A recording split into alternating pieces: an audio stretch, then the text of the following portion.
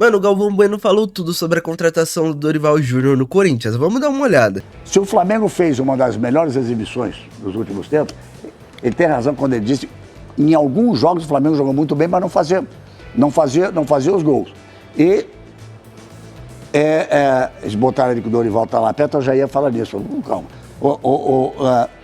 Se o Flamengo fez uma grande exibição, o jogo mostrou uma diferença entre os times, se esperava mais do Corinthians, o Corinthians foi uma decepção nesse jogo.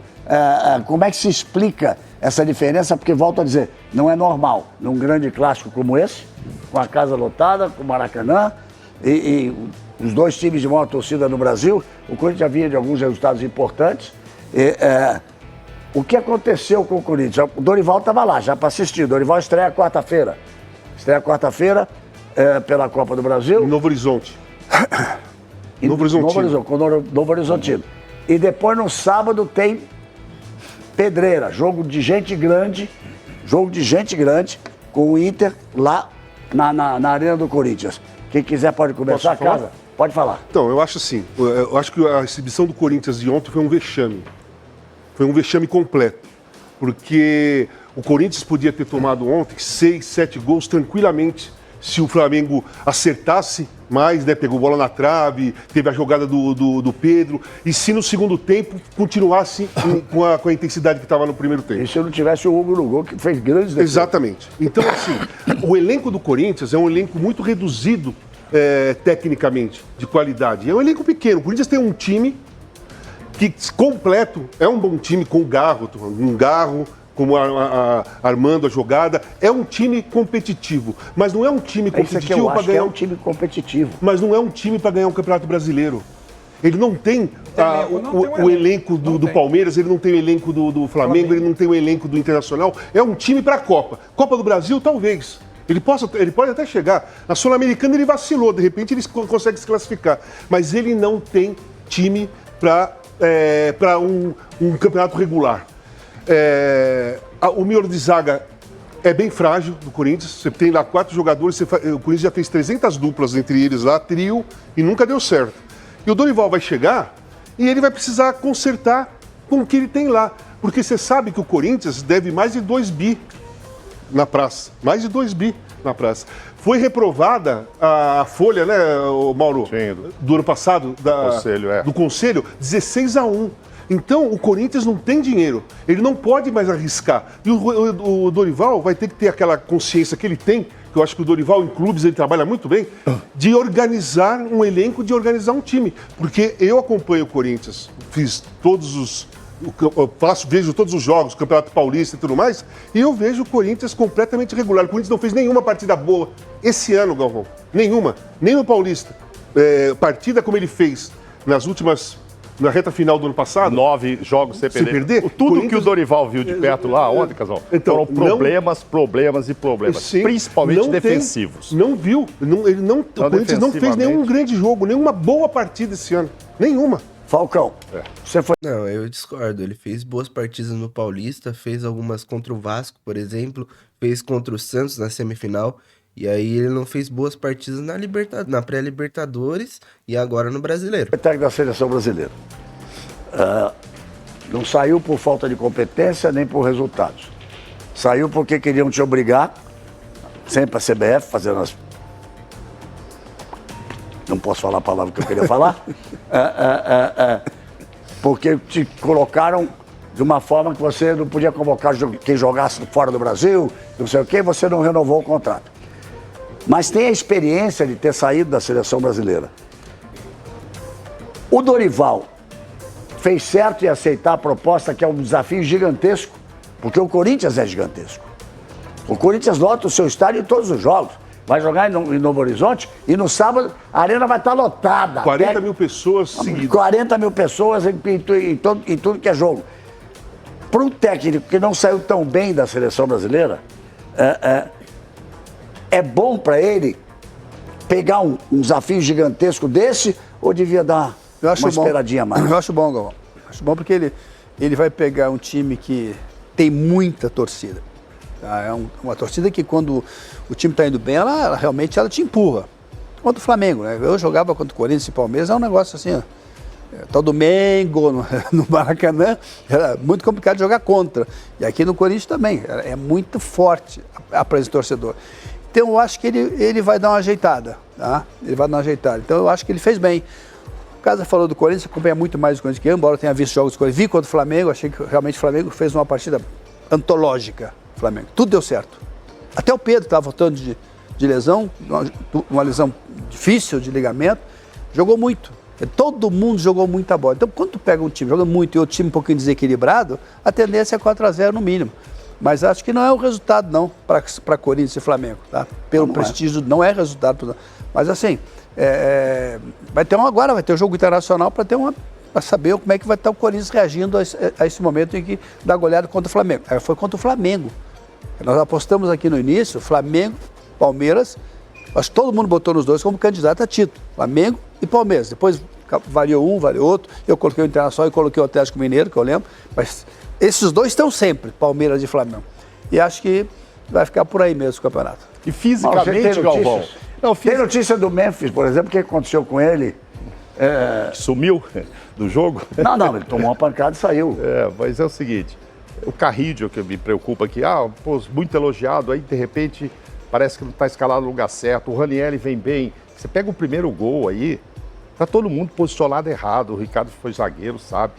3 zagueiros ali, o que era para estar marcando não está marcando, o outro, enfim, o Dorival deve ter visto tudo isso, obviamente que ele viu, vai ter que treinar muito isso, e ele tem 11, 12 jogos até a parada. Dorival, se pudesse, já gostaria de ter esse Mundial aí desse tempo, né, que o Corinthians não vai, para treinar. Só que até lá, vai decidir a vida na Sul-Americana, sabe-se lá, como disse o Casal, já vacilou, já perdeu o caso.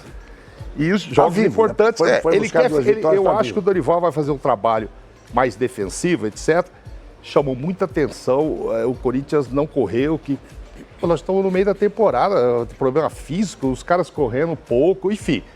Ele vai tentar, eu acho que, segurar ao máximo até ter um mês aí para treinar e aí arrumar esse Corinthians. Mauro, e quem sabe, esse negócio de dívida, só um parênteses, esse negócio de dívida é relativo, né? Porque quem deve 2 bi, deve 2,100, compra outro cara.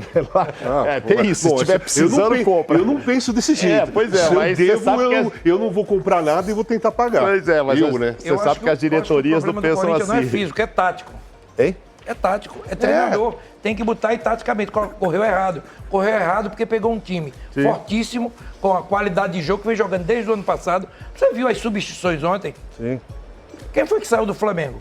Pedro.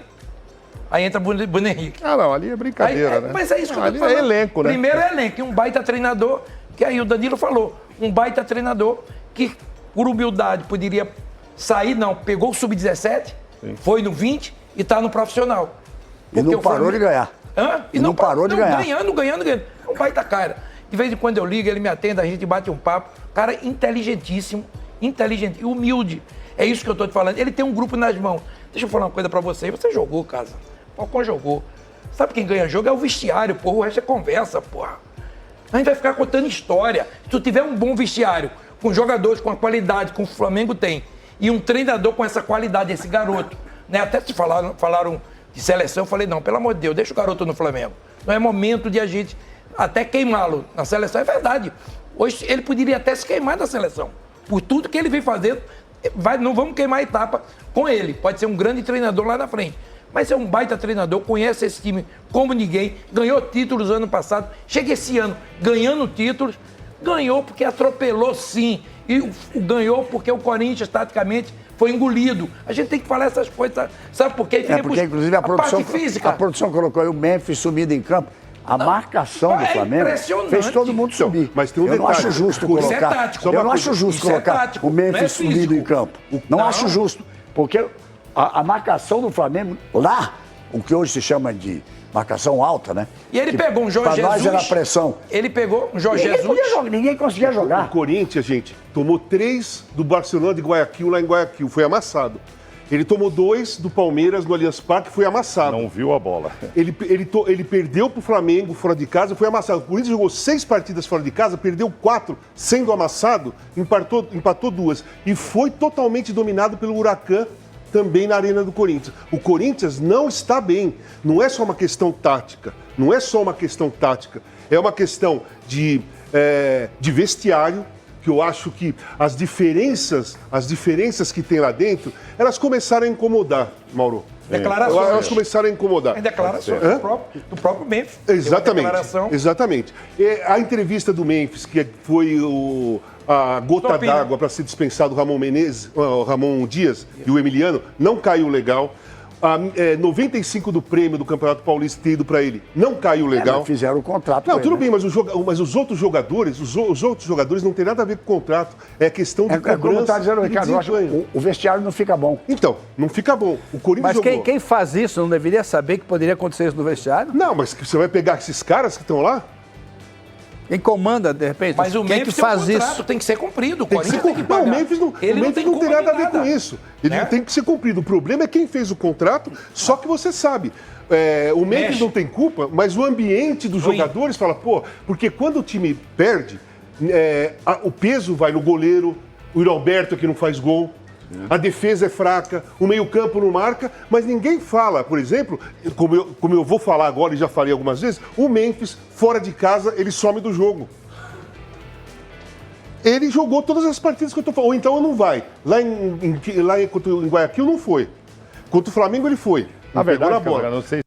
Eu discordo. Pra mim, no ano passado, na reta final, ele fez vários jogos fora de casa e jogou bem. Só que esse ano o time não tá contribuindo. O time em si do Corinthians não tá jogando bem. Então não tem como culpar um cara só. Aí dá pra culpar o Yuri Alberto também, não tá fazendo gol, não tá jogando nada, não tá nem relando na bola. Mas aí é claro que o Memphis é a principal estrela do time. Mas o restante não tá construindo pra ele.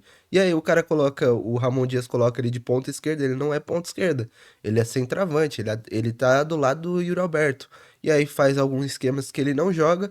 E contra o Palmeiras, por exemplo, pra mim ele foi o melhor em campo. Mesmo o Corinthians perdendo, sendo massacrado, ele tava tentando. O resto tava nem aí pro jogo, parece. Não sei se vocês concordam, eu acho que o título paulista mascarou um pouco esses problemas que já existiam. Ganhou o título, tá tudo bem, não estava tudo bem.